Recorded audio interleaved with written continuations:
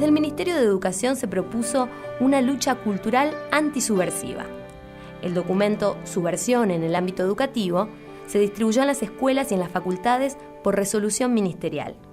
Su objetivo era alertar a la sociedad sobre los pequeños gérmenes de la subversión que podían anidar en estudiantes de todos los niveles. El folleto titulado Subversión en el ámbito educativo, conozcamos a nuestro enemigo, se distribuirá en todos los establecimientos educacionales a través de los organismos competentes en este ministerio. En las aulas circulaban 3 clases de listas negras. Una muy extensa de los libros que no podían leerse, una muy reducida de los libros que sí podían leerse, y un glosario de más de 800 palabras que no podían decirse.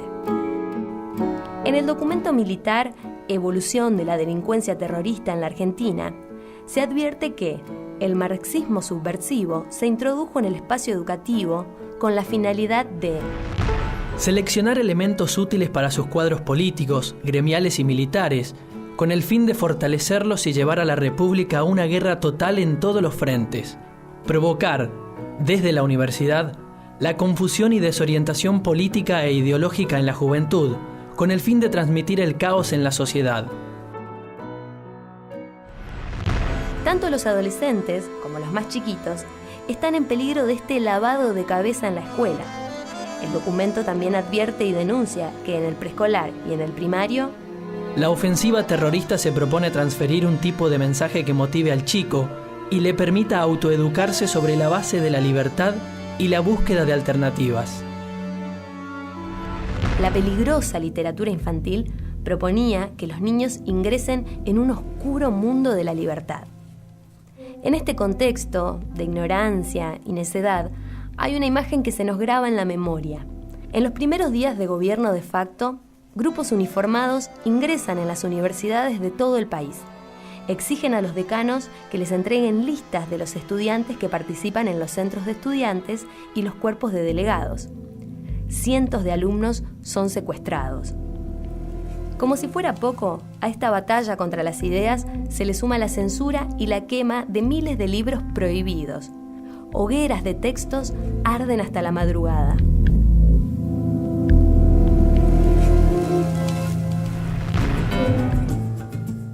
¿Sabías que existe el Día de la Vergüenza del Libro Argentino? Esta fecha hace alusión al 30 de agosto de 1980, cuando la policía de la provincia de Buenos Aires ordenó la destrucción de libros del Centro Editor de América Latina. Una inmensa pirámide de textos se amontonó en un predio en Sarandí.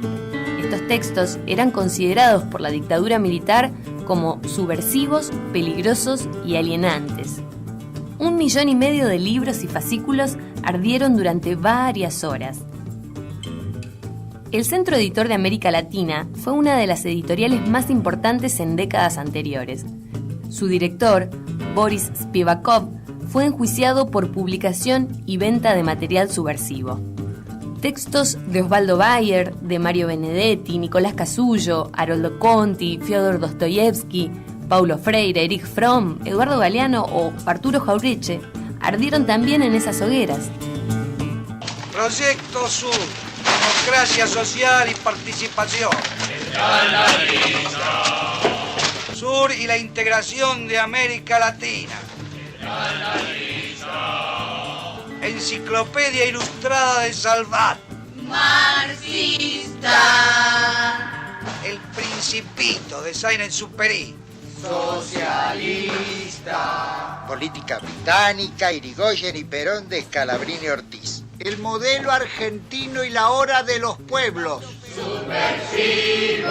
La Biblia latinoamericana. Disolvente. Historia de la sexualidad de Foucault. Inmoral. Pablo Freire. Antonio Gramsci. Sartre. Peronista. Películas. Walsh. ¿Qué películas? Darcy Ribeiro. Marxista. Obras escogidas de Freud. La dictadura militar llevó adelante un plan de censura y prohibición de las ideas, de listas negras y de exilio de escritores. También por miedo, algunos autores se autocensuraban y destruían sus propios textos que consideraban que podían ser sospechosos. En 1976 se queman 90.000 ejemplares de la editorial universitaria de la UBA, la Universidad de Buenos Aires.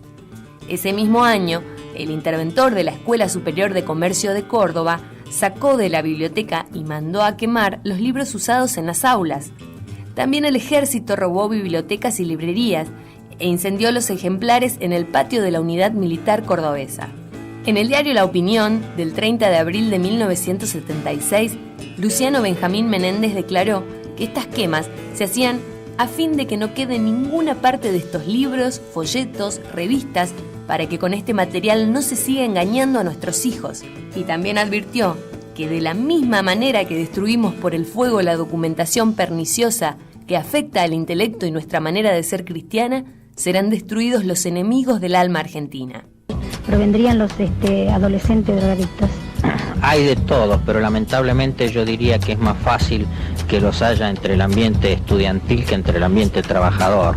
Normalmente el que trabaja está en procura de un ideal y demás. A veces el exceso de pensamiento puede motivar estas desviaciones.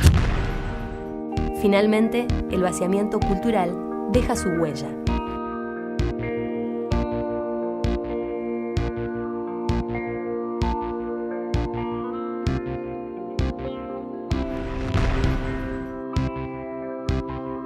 Entre los años 76 y 79 disminuye el promedio de libros leídos, mientras que en los años 73 y 74 una persona leía casi 4 libros al año.